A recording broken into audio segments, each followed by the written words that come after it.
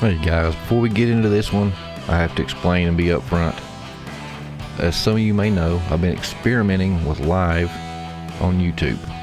So it's some growing pains. You guys are going to have to bear with me. But I did this particular episode with Heidi Luv as a live on YouTube. And I had a bunch of people in the comments telling me that they were struggling to hear me.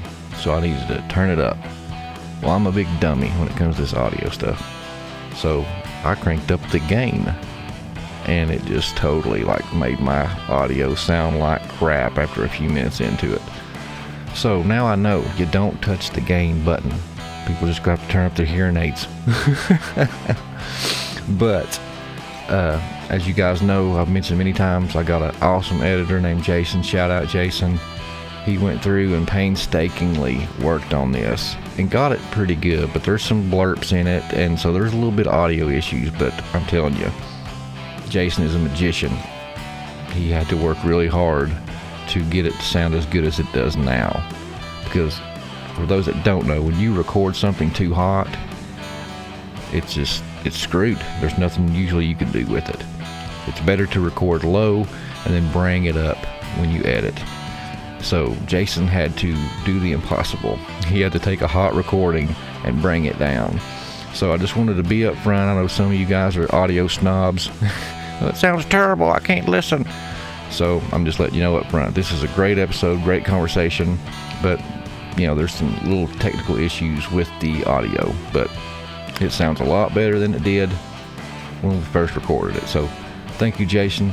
Guys, sit back, relax, and enjoy the journey.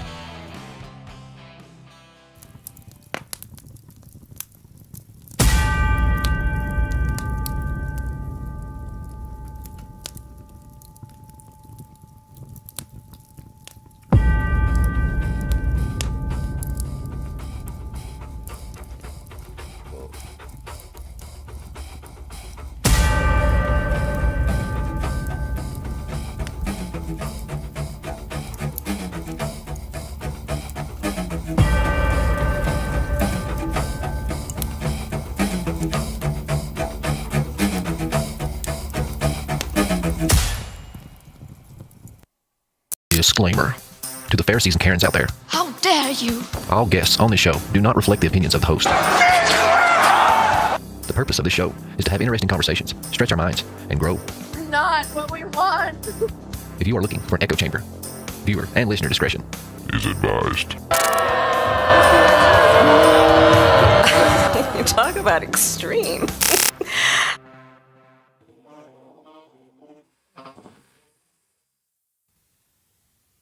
What is happening and what is up? Hold out your glass, because we're about to fill it up. Join us as we travel and explore the vast unknown. It's a hero's journey with dragons to slay, damsels to save, and innumerable treasures to hoard. Torches high. Look at it from a different perspective.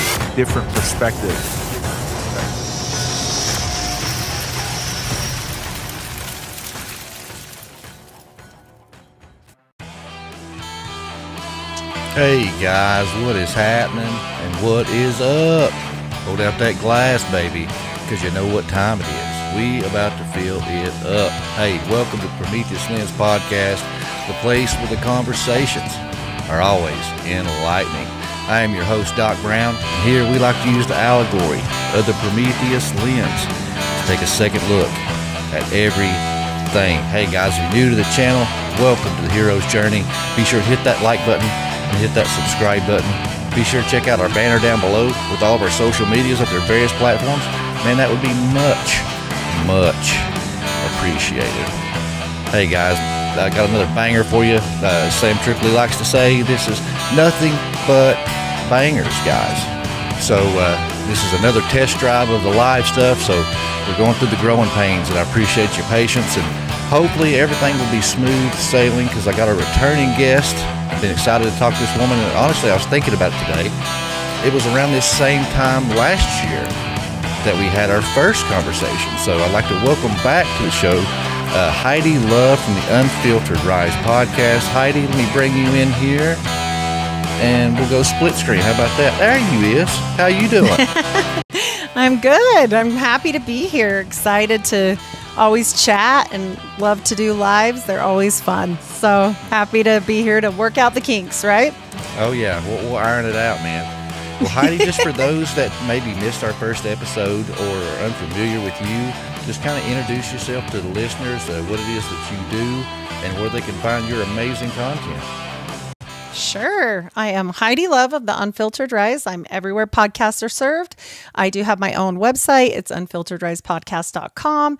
You can catch me there, but the best place to find me is on Spotify because I drop about twice as much there as I do anywhere else. If you like a little bit more of me, you can find me on Patreon, where a lot of times I do medical breakdowns, really strange and odd diseases. We did a carnival diseases show just barely with Deplorable Nation, Deplorable Janet, and we've been having a lot of fun with that one. So, yeah.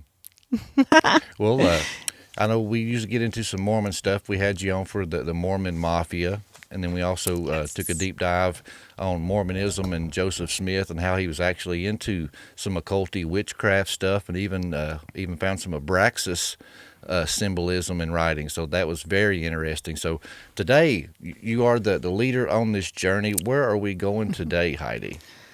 Well, it 'tis the season, right? It's spooky season. So I proposed we should talk about witches of Salem. And wouldn't you know it, the Mormons are always there. They're just always there. I don't know. So, of course, I'm going to share my screen so that I can prove it because, I'll get called a liar. Liar pants, right? We're going to try this out. You're First time, good. guys. I tried to do a solo screen a minute ago, and it cut to my other camera, so no solo screens today. You're like, So okay, can you see That's Mary a success. Easty? Okay, Yes. Perfect. So Mary Easty is one of the witches that were hung for, witchcraft in Salem. And her story is actually quite sad. And her story is one of perseverance. Mary Easty actually never admitted, many people did under a lot of duress, we will say, that they were witches, and she never did. She said, in fact, I never knew the devil. In fact, I prayed against him all of my days. And she was pretty sassy. I like her a lot. And I would, because she had a beef with the Smiths, AKA, of the Joseph Smith clan. And why would she know them? Well, we're going to talk about that today because for anybody that isn't familiar with Mormonism, the story is that they are from New York. Okay. Palmyra is usually where they get hailed from, but that's not where they hail from originally. So we're going to talk about that. And I feel like the church has done a lot to keep this hidden. So, the person that we're going to talk about today is Joseph Smith's great-great-grandpa, and his name is Samuel Smith. And he lived in this house in Topsfield, Massachusetts. He was no dumb farmer. He may have owned farm land, but his son goes on to be Captain Samuel Smith. And this man, the senior Smith, we'll call him, was actually over the town. He was basically like a semi-mayor of this town. He was a selectman. And they like to say that these people are just backward and couldn't spell and couldn't do anything, also attached to his last name as Esquire. So we know that he was fairly well educated. But he did live in this area where all of this havoc is going on. And funny enough, he was born in 1666. That's right, 1666. No. So that's just, kind of funny. I mean, I had to. I know he can't help when he's born, but you gotta say something. It's kind of crazy. And like I said, they like to hide this, but actually, here is the real breakdown of him. This is when Samuel Smith was born on the 26th of January, 1666, in Topsfield, Essex, Massachusetts Bay Colony. His father, Robert Smith Jr., was 40. His mother, Mary French, was 31. He married Rebecca Curtis on 25th January, 1708 in Topsfield as well. So they were the parents of at least 2 sons and 7 daughters. He died 12th of July, 1748 in his hometown and was buried in Pine Grove Cemetery. So we can see this is very real. Fun fact, this came from the Mormon website for genealogy. So I don't really think they can say it's a fib. But I've vetted it other places as well, because we don't want to just chuck one thing out there, right? This is the house when it was newer, so it was pretty nice. And I do think the reason why this disconnect is basically because he was so involved in these witchcraft trials. I mean, they don't want anything to do with witchcraft now because of Brigham. But back in the day, as I've showed you before, Joseph was quite the fan of all these things. And this might make a little more sense as to why he knew what he knew, right? I mean, if you got... Yeah, that blew my mind. Who was the accusers? Were the accusers guilty, or the guilty people guilty in the Salem witchcraft trials usually, you know? Mm-hmm. Not so much. So I dare say that Samuel, was just a little fussy at this lady. This is the actual story. And it's pretty silly to be hungover, but this is really what happened. So people testified that Samuel Smith said 5 years earlier he had gotten into an argument with Mary Eastie at her home. And when he was returning home, he suffered a blow to his shoulder from an invisible force. And he heard a rattle nearby stone. So, okay. This was 5 years before she got accused, by the way. Another person, Margaret Reddington, told the court that 3 years earlier she was visiting Mary Eastie and suddenly fell ill. She said Eastie's spirit, so not herself, her spirit, appeared to her late at night and offered her a fresh piece of meat. And after Reddington rejected it, her spirit vanished. So none of these things did this woman do in the here and now. This was her spirit.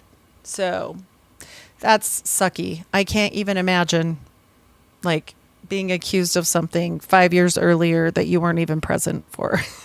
Well, imagine his time too. I mean, because there was a lot of women that were just like herbalists, that they went out in the woods and they collected herbs, natural healing remedies, and they started making money on their own. And back in this time, that was a bad thing, an independent woman and no man around. And all it takes is one man to make an advancement on you and you decline him. And all he's got to say is, her spirit came to me in the middle of the night and tried to seduce me. She's a witch, burn her. I mean, it's how is that easy? Yeah. And, even these witchcraft trials are wild. People oftentimes don't know that they even incarcerated a 4-year-old for over a year in these prisons. These prisons were no joke. They were like real rock stone cold, like crappy prisons. And just so people know, these people became indentured servants once they got arrested. They had to pay for their day to be living in the prison. So yeah, this was a money-making ring basically as well, because then if you're a prisoner for a year, you owe a year's worth of money to these people that imprisoned you. That's fantastic. Right? It's wild. And I thought that was like the only maybe little piece, but no, there's more. It's not just that about the little push, right? So we get into Sarah Wilds, who was the second wife of John Wilds, who just happened to be the former brother-in-law of John Gould. Well, John Gould is a big deal in these Salem witchcraft trials, okay? His sister was John Wilds' deceased wife. So years earlier, Sarah had been accused of being too intimate with a fellow in nearby town of Ipswich. And later she married John Wilds shortly after the death of his wife. So she became an instant mother of 9 kids. And with charges of her being intimate with the other man still pending, she agreed to plead guilty. So this John Gould had been fighting back and forth with this, Wilds for years. Well, it's also over land. These women were all like close to 50s that I'm talking about right now. So they're not young girls in this instance anyway. And the Goulds, interestingly enough, come to play because they actually were really, they were in-laws of the Smiths. So not only is he related basically in a roundabout way to this woman, but also we know he's definitely been living around by her. They've had an argument. They're acquainted. So it's kind of interesting. Also, if you go back into the Smith family, colonial history, Massachusetts, they mined for precious metals for over 100 years there in Topsfield. Alchemist. Sorry. No, maybe she knew too much, right? I don't know. Like it's always made me kind of step back and go, she knew something about them, because Joseph Smith, as I've showed you, has known some really strange things. Where did he get that from? You get that from your family. You know, you don't just pick it up along the way. Highly unlikely. So, yeah. Yeah, I'm sure. And this deposition, and this is straight from the archives if people want to look here at the bottom, because oftentimes people say I'm full of it. There it is from the Salem Witchcraft Trials. You can see that Samuel Smith was the one that actually led to testify and was kind of the person that put the nail in her coffin, literally, because he was one of the few men that spoke against her. The wild thing is, you know, she didn't go down without a fight. She actually did something that was really awesome. And she petitioned to the courts and even to the judge, because none of them had representation. And she was smart enough to know that she had some rights. And her petition goes largely unnoticed. I think it was very important for this whole situation, and she begged for representation. They also arrested her two sisters, and both of her sisters, one was already killed by the time she was arrested. I think the other one died as well, but don't quote me on that. It was really sad. She was watching her family basically be picked off, and all for what? For nothing, because the Goulds wanted the land, and Samuel Smith happened to have some little beef with her, and he could testify basically and help the Goulds out, which, like, they were close. I mean, there was a reason. So yeah, she definitely had unwavering declarations of innocence. Like I said, here's the petition part about how she went to the court, and she spoke about her piety. And even when she was sitting there in the court trying to bow her head, like, and be, you know, extra pious and good, she was known as an upstanding part of the church. I mean, she was one of the select in the church. Then they said, oh, she's looking down and won't meet our eyes because she's guilty. Oh my gosh. Yeah. I mean, have you heard some of the things that they've done to test these women to see if they were guilty? Many years ago, but honestly, I've forgotten. But I mean, I know they were pretty ridiculous, but go ahead and share them, because it's gross. Yeah, so there's something that they did called witch cakes, and the witch cakes they had urine in them, and they would feed them to the dog, and if the dog got sick, well, then they're a witch. No, you're feeding a dog urine. Like, you know, they would also see if they would float. Exactly. Poor dog. I mean, do you know they actually killed dogs and said that they were also guilty of witchcraft? Oh my God. The dogs are even guilty.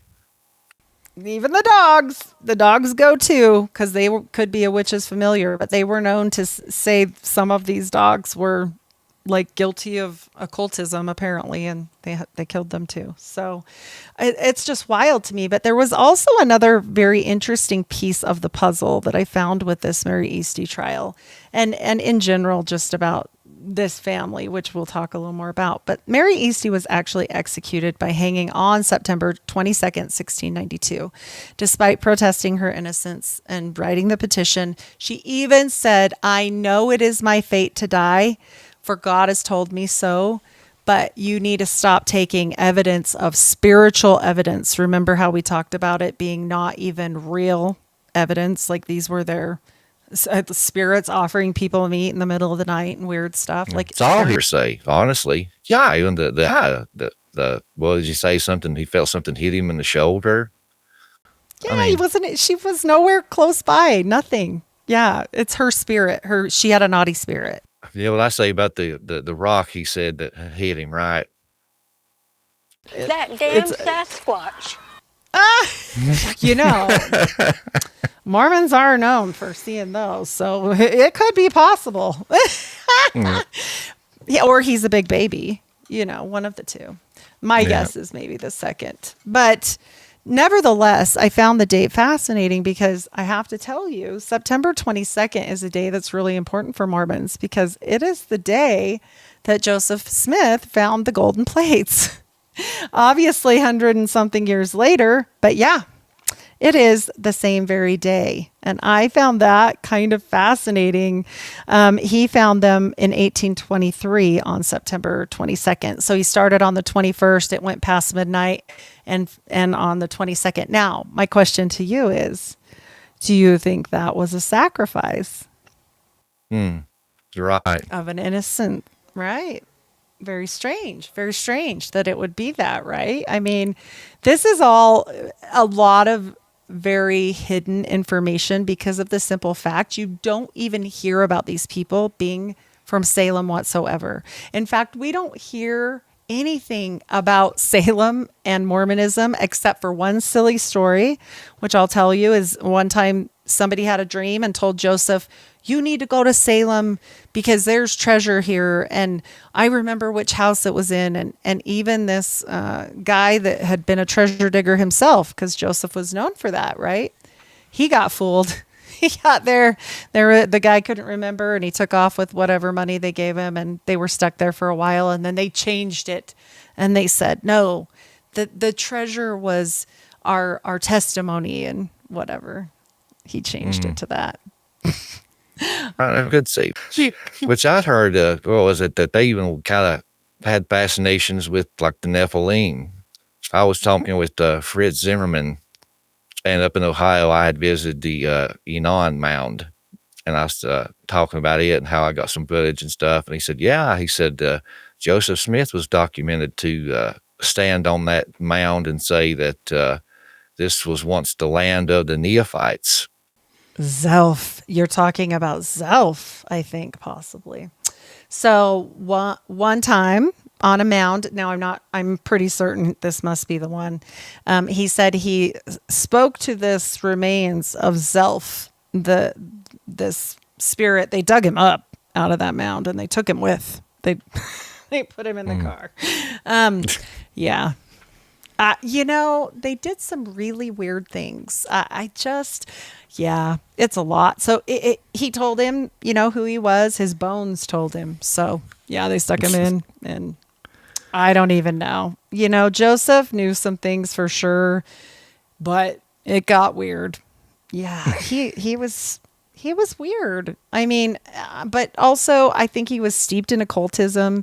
And so it makes no sense if you don't know that. Right. Like if you're going off of the narrative of these nice Mormon missionaries, it doesn't really fit with digging people up so much. I mean, right?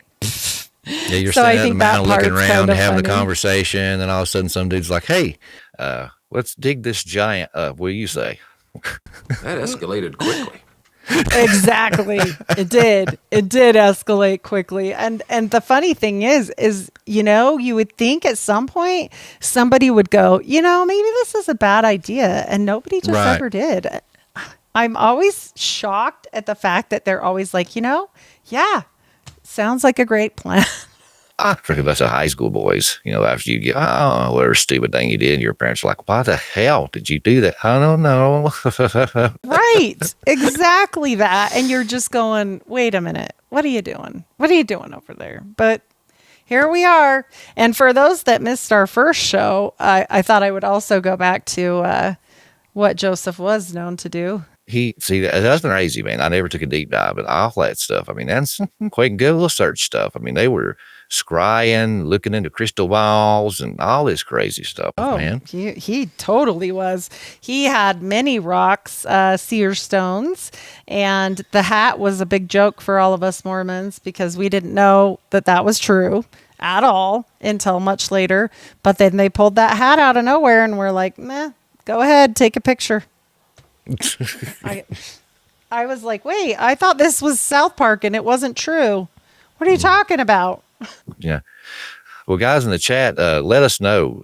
Was I just in the land of do not know for all my life, or did you guys ever hear about this too? I'm curious to see if the people listening and watching, if they had heard this stuff before. Yeah, as long as he's stupid. Maybe there's other stupid people watching. Well, I mean, let alone, I don't know. I think I added this after we spoke, but this is, what they did with Joseph afterward, which is also super witchy. They took the coffin both he and his brother had been rotting in for quite some time there, and they dug him up and they took this coffin with all the, whatever was on there, and they made canes out of them, and they called them coffin canes. And then the knob of yes, exactly right. Oh, you're super good at that. Yeah. And these are still existing to this day. They actually exist here at the museum, and they gave these coffin canes to people, and they became, bound together with an oath of vengeance, and they called it the cult of the black sticks. Big surprise that they would be black, because yuck. Yeah. They also braided hair from each of them and stuck it in the knob. So that's fun. That's not witchy at all. No. And completely a biohazard. That's nasty. Yeah. But this was, this cult of the black sticks actually swore vengeance against the government. Just so you guys know. That gets a little juicy because outwardly, most Mormons that you would meet, and granted, most people don't even know this history, so I'm not saying everybody would go with this now, but they do say that their first and foremost thing is to the church, not to the government. And they do say one day they're going to rule America, and that they're going to do it from the Washington, D.C. temple, where they have built an exact replica of the presidential office.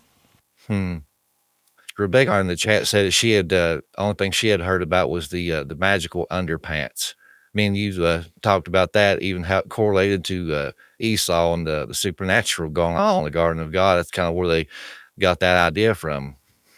Absolutely. Here's a nice little picture of those. So luckily, they have also changed over the years. I would sure have hated to wear this little number. This would have been on. They got the flat, man, but at least all ahead.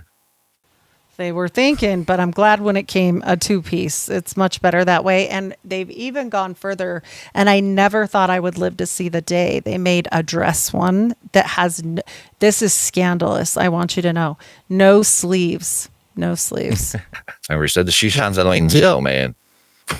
Big deal for the sleeve. Actually, the shoulders are where the demons are, apparently, because they didn't let us show those forever. Okay. The leg length was always the same, but those shoulders, they're a problem, apparently. Yeah. Can you imagine being a man in the 1930s or 1800s, I guess, because this is even farther back than that, and your old lady come in, something like that, out of the bathroom. She's like, I want to see something more comfortable. And she comes out and does it, There you go.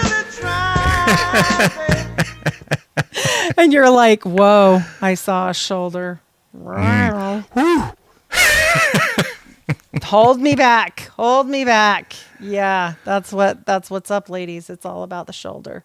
Also, for those people that missed that one, just in case you're wondering where Joseph did learn some of his witchcraft, and I do say witchcraft, he liked to look at, the greater and lesser keys of Solomon, because he kept this in his pocket, or not this exact one, but his Jupiter talisman in his pocket when he was killed, although he didn't have his magical underwear on, but this never left his side. So, yeah. So you see how the priorities lie. Oh, yes. That and women, for sure. For sure. This is actually a replica of that, just so people can see it. But we know it's his. It's one of the few things that are identified as his because his wife wanted it back. And she said it was one of his most prized and precious possessions. So, yeah, no, there's no hiding that one. You got a super fan in the chat. Brandy says she loves your work. Thank you so much. This one, I just am always surprised that they hid this for so long. As a normal Mormon or a TBM, we call them True Blue Mormons, we would never think of anything like this associated with our church. It's not my church anymore, but that does get said still. And it's interesting to me that not only that, they had magical parchments They spoke about witches' familiars, all kinds of things. So for those that missed our last chitty chat, this is one of the Smith family parchments. There's only a few books where you can get this, and that's why I bring it up, is the Magus.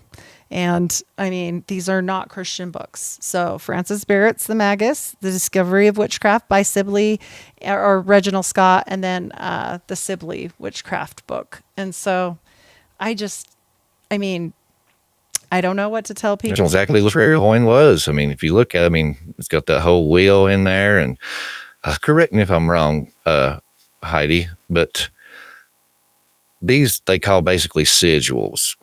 And they take whatever, like for Solomon, for example, they take a certain symbol that's associated with the entity, and they put it on this certain thing, get the right symbol right, then they have control over that type of spirit or something like that. Is that correct? Each one's got its own. It's got its symbol. But also certain ones give you like certain access. Like people always say, come to Joseph's defense and say, well, he was just having that stuff so he could protect himself because people were cursing him. That's not what this says. This God's says, not enough. No. We have to have other things. Whoso beareth this, right, upon him, the spirit shall do him homage. And also in another one, it says, those who invoke. So he's not just having these like thrown at him or whatever. He's invoking these spirits. And so when we look at this stuff, it's not by accident that it's here. I mean, it isn't. I dare say, and I don't think I mentioned this because I didn't know back then, but he was really influenced by certain things like the book of Abramelin. I mean, he talks about this is actually called something worms something. This is the retranslation later. But I do think he found his HGA, which is Holy Guardian Angel. And he went by another name. And that's why I dare say he did, because sometimes he would call himself Barakael. And people might say, well, that's an angel. Well, depends on where you're looking. Sometimes it's not good. And, it depends on which book you're looking in. So, yeah, the book of Abramelin involves a detailed ritual lasting 6 to 18 months to achieve communion with one's HGA. And also, this is what Crowley was doing, they say, when he accidentally didn't seal it up right, because he was in a hurry and created the Loch Ness Monster. So, yeah, that's scary because you have to do a whole bunch of protection and other things. Look, magic works. Want to know why I know? Because it never went away, ever. Yeah, and why people keep doing it. I mean, that's one thing I say about reading scripture. Everybody, and I was guilty of it too. But back then I'd read, God just done all these miracles. He brought all these plagues and judgment on Egypt. He parted the Red Sea. Now they're in the wilderness wanderings. They saw all these miraculous things, but they still made a golden calf. And they still kept turning away, worshiping these other gods. I'm like, what the hell is wrong with you people? I can't. Exactly. But it was because they were seeing things, They were seeing other signs and wonders from this other side, or why else would they do that? And they were sacrificing their children and doing all these things because, guys, there was a payoff, obviously.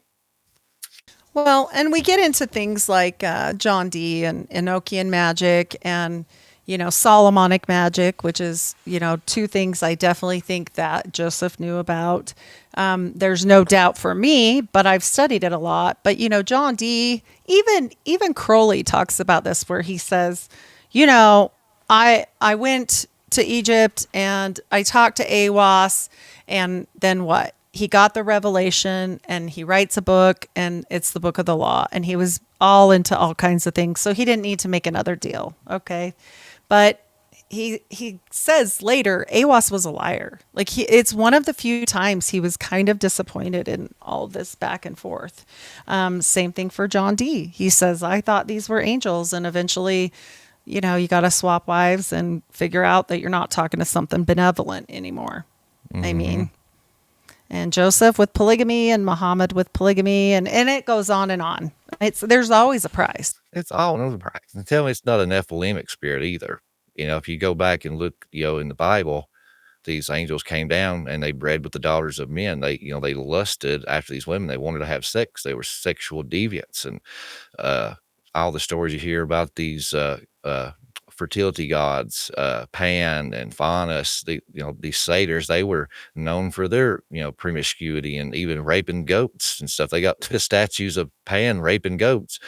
So it's like these things are sexual deviants. So when you hear all these examples of these people connecting with these entities and spirits, and there's all this sexual stuff involved. I mean, to me, we're all guilty of our it's like, yeah, come on, guys. Exactly. And I mean, what do they call people in the Masonic lodges a lot of times? Oh, you're the goat, well, you know what the witches used to have to do with certain things, right? You had to kiss the goat's booty sometimes. Yeah. And they perverted out kissing the frog later. Yeah. Yep. And it wasn't. It was so much worse. There was no no transcend. No. No, that's not good. Not good at all. And this Barak ale, like I was telling you about, like, remember, you have to remember their background on Joseph. He couldn't barely write English. He barely read, blah, blah, blah. But he's here studying Hebrew with this guy. Okay. So he's learning how to write Hebrew and studying with a Jewish guy and doing all this weird stuff. Oh, okay. But he couldn't write English. Okay. Oh, yeah. Cool story. Hebrew's hard. There's no way. Like, that seems ridiculous to me. Yeah. Now I can't do this, but you could. Baldy can't read. Exactly. And so you mentioned something really important, and I think this is actually really important to bring up too, is that, Nephilim spirits. Okay, so if we look at some of these different occultic beginnings, okay, Jacob Boehme, even older than Jacob Boehme, okay, let's go back. We're reading things about these spirits, and they're there waiting to basically jump into bodies, right? We get this in Scientology. We kind of get this in Mormonism. They say we lived a pre-existing life and that we've already, been up there and we're waiting to jump into a body here. And then you have to wonder, like, okay, is that for everybody or is this for Nephilim spirits, right? It always made me think that, because what are we doing in the temple? I bring this one up because it's my favorite one to show people, is Hitler. Okay.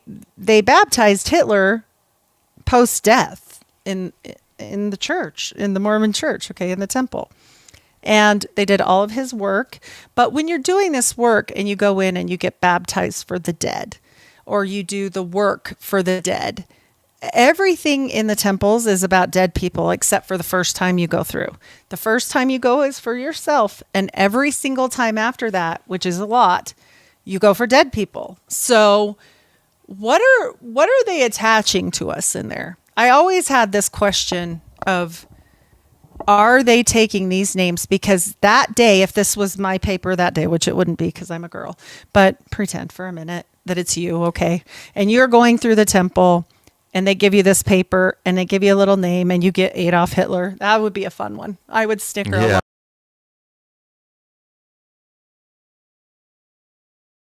And so you become that person. You are them by proxy. This is not just for him, that you are him and you are taking upon you that name that day.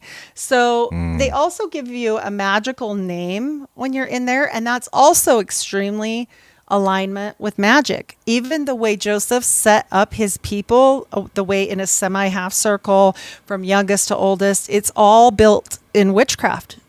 That's what it is. The magic circle.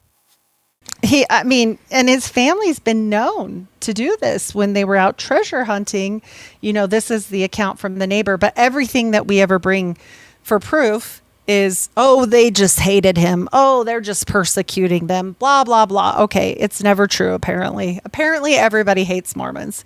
It's not true. This guy actually went under oath, and I just told you they're hanging people, okay? Mm-hmm. And he dared to say this crap was going on. Like, how scared would you be giving this story that you're out in the middle of the night and all this woo-woo stuff is happening? Like, he had a reason to say that. It's an affidavit. It's not just he said, she said, your neighbor didn't like you. No, this is an affidavit in court.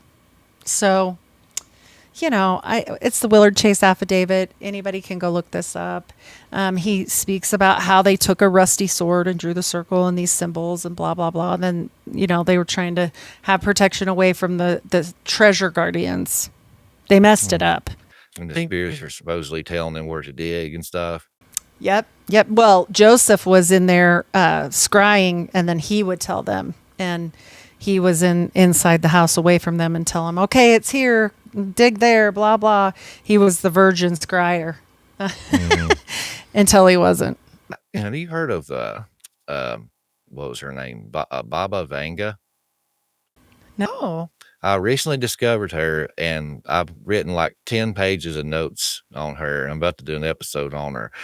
But she was a medium, and she gave all these predictions. And they even said, she was the 90s version of Nostradamus. Well, she basically said that she was a middleman for spiritual entities, that they'd come to her and give messages and visions, and she could even see people's future roll like film before her eyes, and she was blind. She got caught in a tornado at the age of 11 or 12 and was blinded. But in there, it said that she was involved in what they call the European Area 51, and the same exact stuff that you were talking about. This was a government operation that they went digging, looking for treasure, and that Baba Vanga did this, seance or whatever, and the spirits told her to tell them where to dig, and they found this underground chamber and just all this crazy stuff. But, what does Solomon say, man? Nothing new is under the sun. It's true. It's true. And some things, look, you might have a real gift from God. Like, I'm not saying every gift is evil, okay? Because you can do an easy test. You can ask God in deep prayer to take it from you if you did not receive it of natural instinct, okay? Like, it was just born into you, and you renounce it. You can renounce it. But if it stays with you, maybe that's just something, you have in you. It could be down your family line, or certain, heritages have this more, or whatever. But I know the Mormon church knew that, because they actually pushed the breeding of certain native cultures, including the Micmac, which is what I am a little bit of, and other people, to bring together their magical, so I have Celtic blood and then I have that. So they were trying to make the perfect combination of these magical bloods. They knew all about it.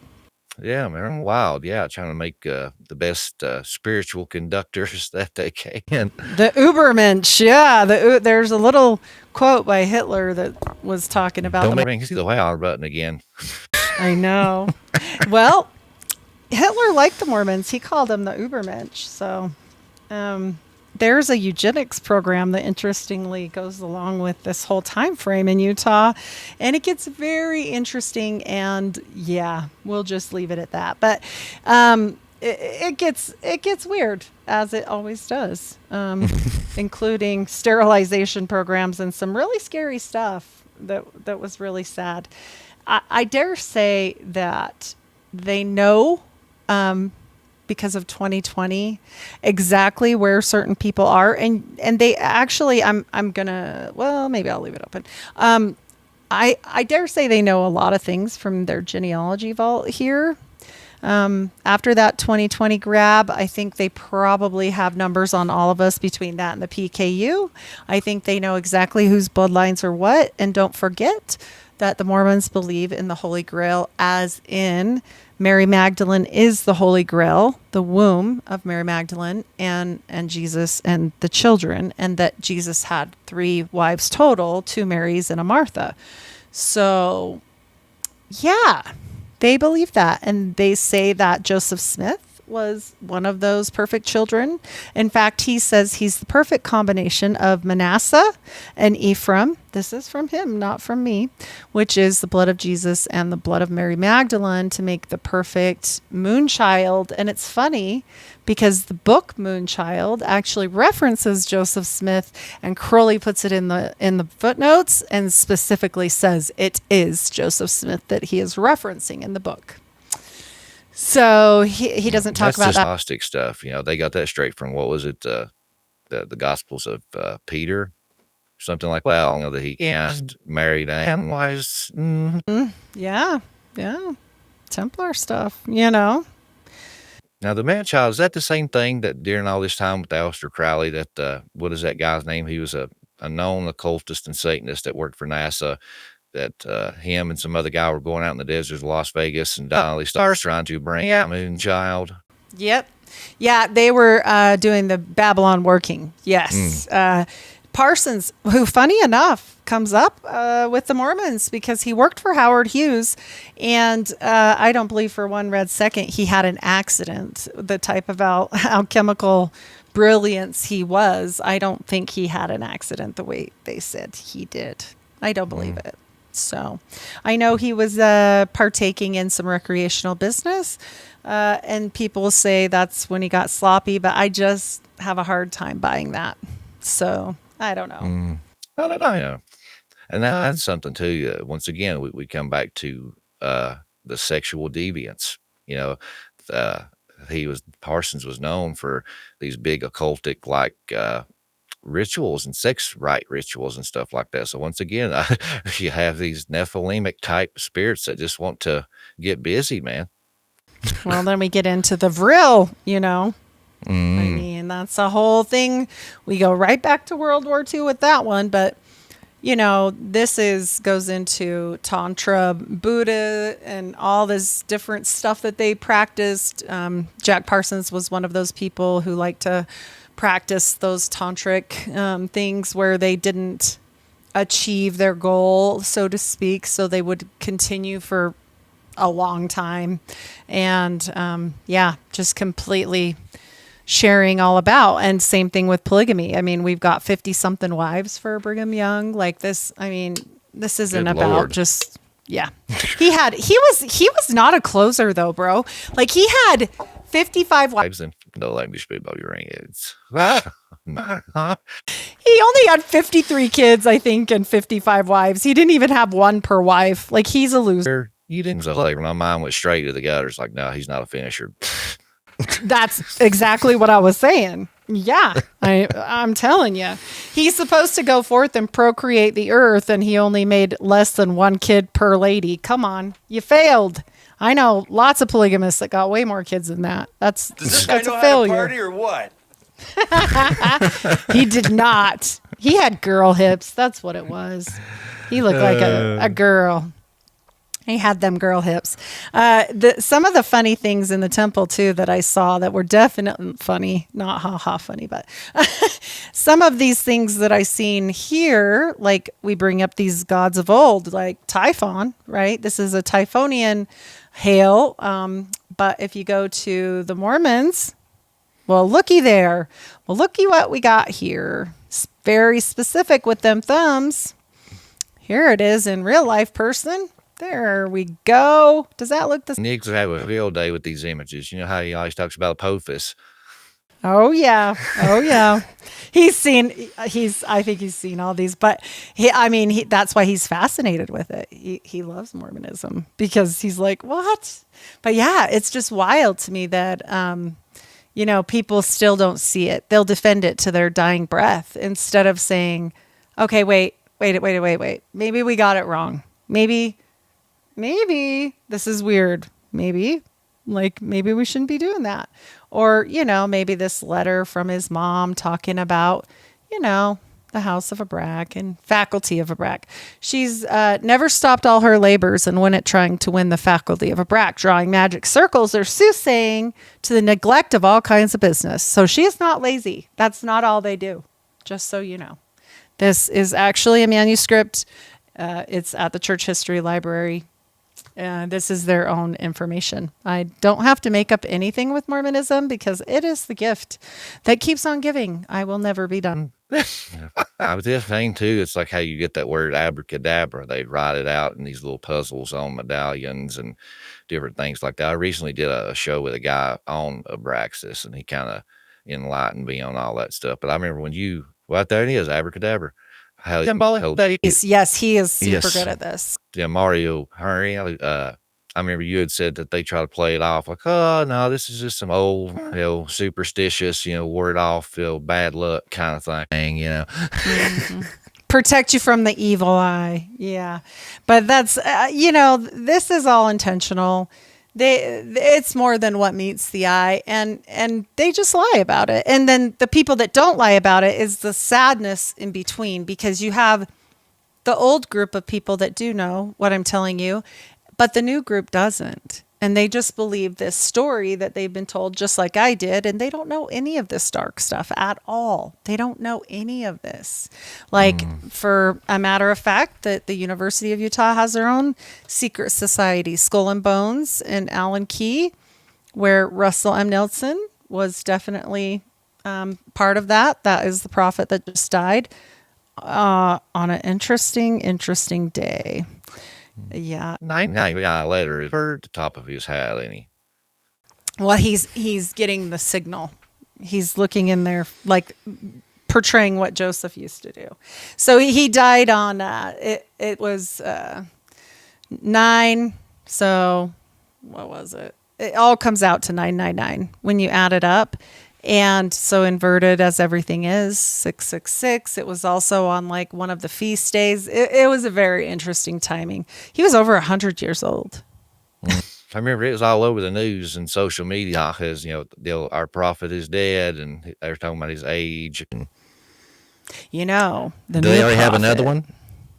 Oh, of course. And everybody kind of knows who it's going to be. So Dallin H. Oaks is the new one, and he hails from Chicago area. Well, he came from here, and he goes back to the University of Chicago for many years. And he, his father actually helped do BYU. Like, he was one of the original settlers. Actually, Martin Harris, the guy in the South Park where they go dum da dum dum dum. That guy is like his great great great uncle.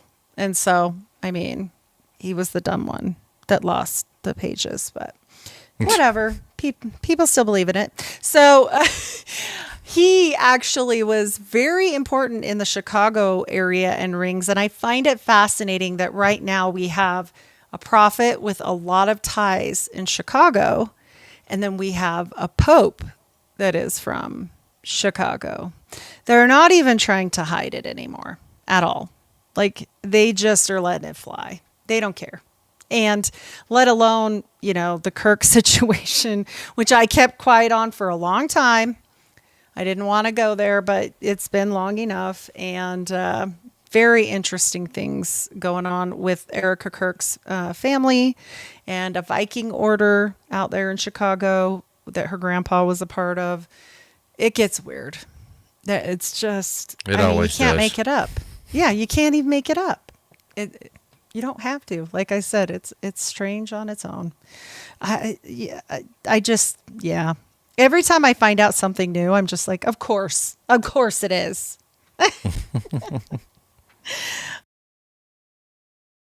Yeah. Like an atame, which you would need in magic. They're all inscribed with the insignias of different sigils and whatnot. You always have a knife because there's always ceremony of sacrifice. Yes, and so this one had the intelligence of Mars. So anytime you hear intelligence when we're talking in this kind of magic, it means like a demon. I don't know what else to tell people. Sin. Exactly. And I'm like, well, there's that. So yeah, the seal and intelligence of Mars is engraven upon it, which actually it was more in line with his father's birthday. But yeah, so handed down a Thames. Wow, it's going to go crazy, I guess. Maybe it wants me to tell possessed. You. It did. Maybe it wants me to tell you about the portals. There we go. Not really, but they kind of look like it. You notice Oh, they yeah. always turn green at the end here, this green light, you know, green like Venus, Venus like Lucifer. Anyways, so these are the mirrors that you look into when you're getting married and you see eternity, and you look into them and say you'll be married for time and all eternity. So they face each other. You can kind of see that. For people that don't think mirrors are a big deal, I definitely tell them to watch, what's his name? Ex-Satanic High Wizard, Zachary King, right? Yeah. And he talks about playing Bloody Mary in the mirror, and that was how his very first interaction with magic began. So I'm sorry, they're important.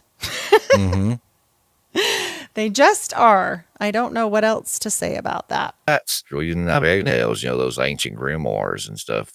All I heard was like, put it in mirror, mirror on the wall. Yes. I'm going to stop that share and we'll just chit chat. But Okay. speaking of fairy tales, you bring up something fun. I wanted to tell you that Stephanie Myers, who wrote Vampire Tales, right? We know this, right? Twilight, you know about all those books. She's a Mormon. I did not know that. She is a Mormon, yes. And she talks about what? Eternal life and, staying young forever and all these very weird things. And then we have the Mormon transhumanists and, Peter Till's grandpa that Peter Till's a Mormon.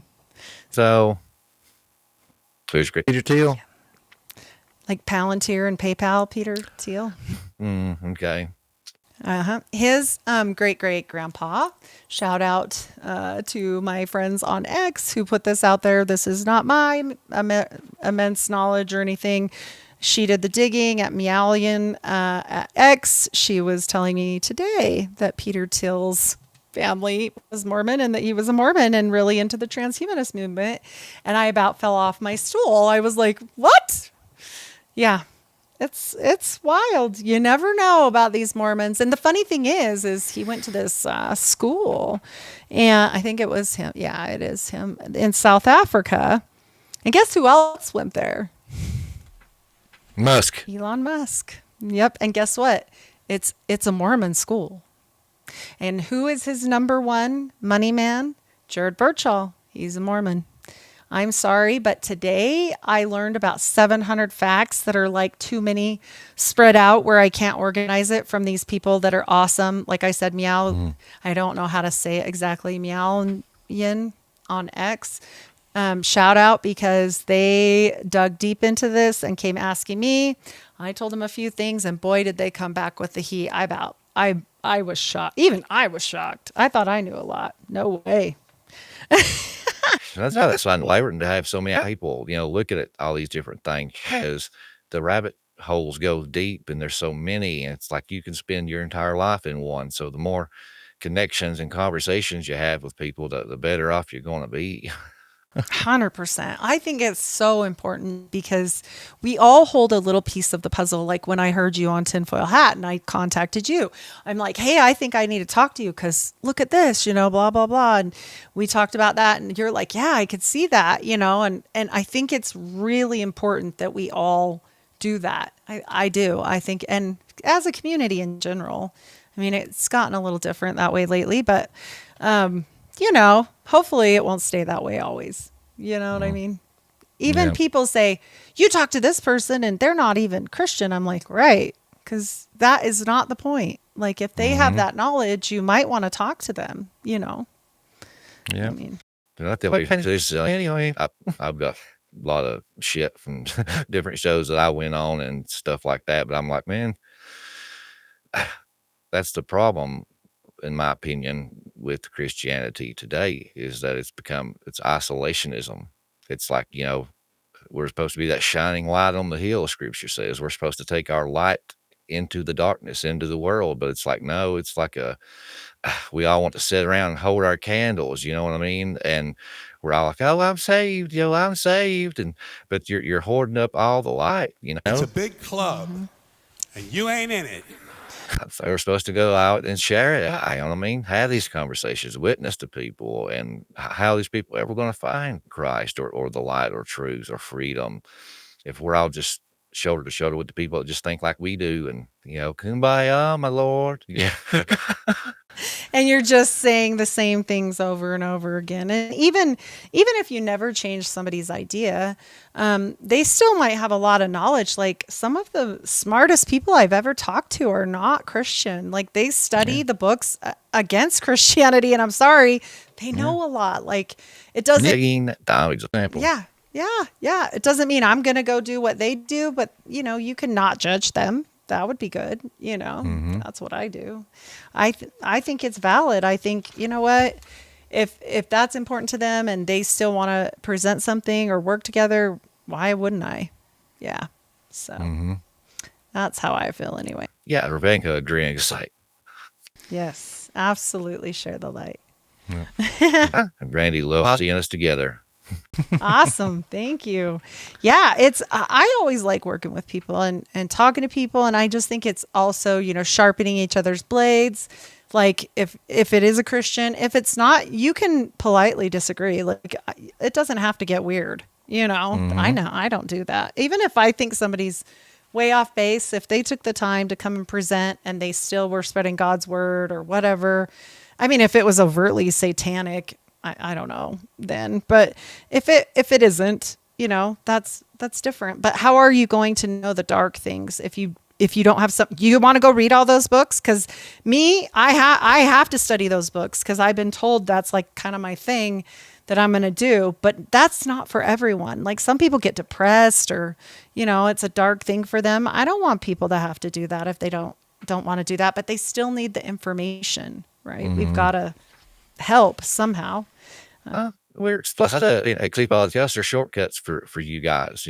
We know time is life's most valuable asset, and a lot of people don't like to read or they feel heavy kind of looking into some of these things. So you got people like me and Heidi that are reading 2 or 3 books at a time, taking notes and planning these shows and conversations with people. So that way, the month we spent reading this book and taking notes, you're going to get the highlights and the talking points in a 1-hour show. So it's so important that you guys, if you enjoy content like I'm doing, like Heidi's doing, if you can't contribute financially and sign up for our memberships and stuff, just give us some shout outs, man. Give us an attaboy, a pat on the butt, and let us know you appreciate it, because stuff like that goes a long way.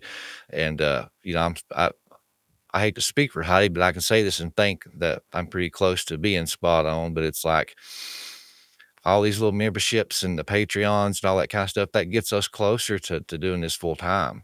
And I know me and her both want to do this full time, and we love to deep dive research. And so it's like, if you guys would, contribute to the show financially if you can, that's going to free up a lot more time for us, and we could do this full time and read more stuff and produce more content, have more conversations and things like that. So it's like time is life's most valuable asset. So people like us, we're cutting that in half for you. Well, and the books alone, some of these books, like yesterday, I spent $250 on books, because they're old. They're not, you're not going to find this just on the internet. A lot of times I can't, so if I'm trying to prove a point or trying to show people, especially here in Utah, I'm lucky where I can at least get the books because they're old and they're not sanctioned by the church anymore. So they want them out of their house. And so I go get them, but they're still old. Zero. Yeah. So they want their money for them basically. But, and that's why instead of buy me a coffee, I have buy me a book. So what is it? Sacred Purge. Yeah. I have not heard about the Sacred Purge. I will have to look into that. I have not heard about that. I will look into that. Connie, she's writing it down. Sounds good to me. Sacred Pines alongside of Baba Vanga. I mean, I'll tell you, there's some things coming up for me. I'm researching one right now. I will be presenting the priestess of Mormonism, and It's interesting. It's super interesting. Some of these things that we find in these old books are really worth it. And I was just combing through things the last couple weeks. And I mean, some stuff you find that you're just like, really? I mean, it's old, super old, and really interesting because we know this. We know that, Mormons, they actually do kind of a blessing that tells you about your future called a patriarchal blessing. And they do healing blessings with anointing oils. Well, women used to be able to do that as well. And then they took it away from them. Do you want to know why? She was my ancestor, Zena Huntington. She actually married both Joseph and Brigham, which is gross. And she was one of the few that had the most blessings that actually worked. And so they took it away. Gosh. Yeah, I'll go. You're well, thank you, Brandy. I appreciate that. I don't get those too often. So thank you. Thank you. Awesome. Well, I will look into the Sacred Purge. Is that, Brandy, if you can answer me if this is just a Mormonism thing, that will help me along my way. Or I think you it was can Connie. Contact me. Or Yeah, Connie. Connie. Sorry. Yeah, give us a shout out where she can find some more info. Start it. It out. Yeah, because that will be great. And, I do also like to remind people that one of the mentors in Joseph's life was Lumen Walters, the light bringer. Oh, yeah. That one always cracked me up. I thought, oh my gosh, really? Like, what do you expect? I mean, he come from Freemasonry, and like we talked that first episode, that a lot of the rituals and the handshakes and a lot of the stuff in Mormonism is basically ripped right off of Freemasonry. Yeah, when you get on witchcraft, Celt's name, but the Scottish Rite, Albert Pike talked about, and once you get to the 32nd and 33rd degree, that's when you find out that God in whom they trust is Lucifer, the light bearer. Yeah, and with these guys, it's even older because the Scottish Rite had only been organized for around 50 years at that point. So they were a member of the Blue Lodge. However, I postulate they were members secretly of a secret society I will be bringing forth with the priestess. But B, also they were, I believe Martinists, and we get into the Egyptian rite of Cagliostro, which was who Aleister Crowley said he was. So, okay.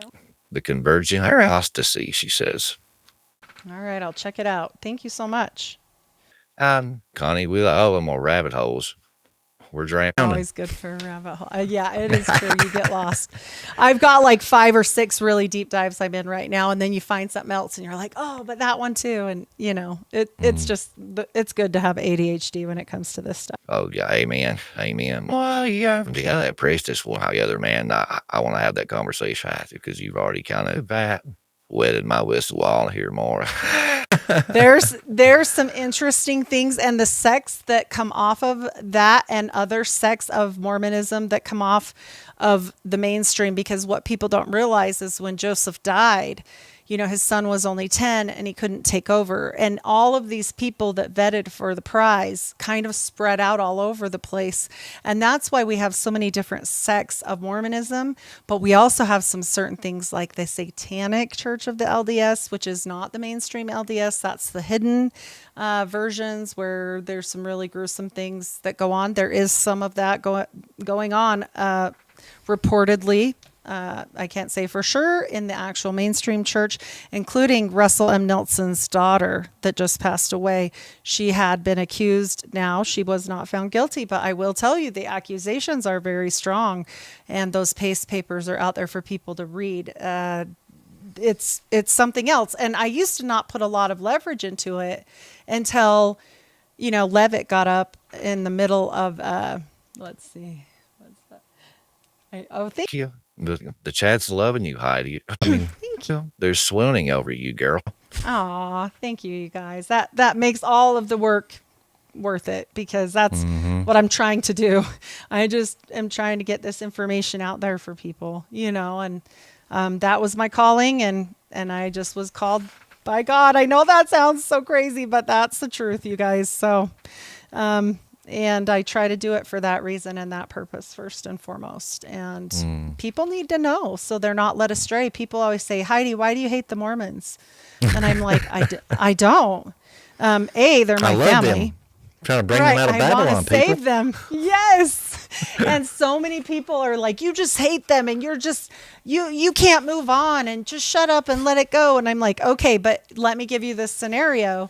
If you were drowning and you were the one that made it to the lifeboat and you were just there, but there's people and you could go back and get them, would you go back? Because I would, that's what I'm trying to do. And don't fail those people. Don't sit there and hog the whole door yourself, okay? I don't care what I said. There was enough room for 2 people, Rose, okay?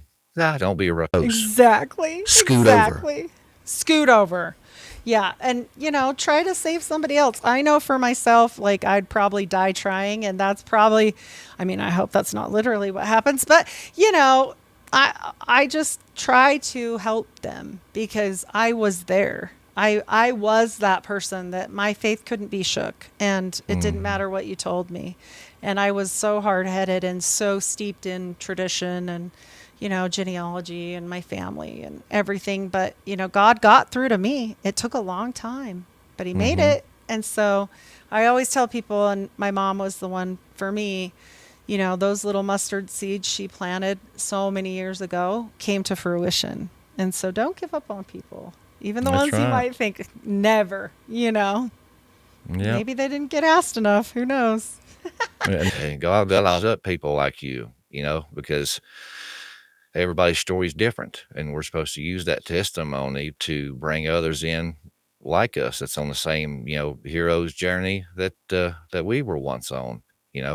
I used to be a really bad drug addict, I can talk to those people because I've been there. I know what it's like. I know the struggles, and everything that goes with it.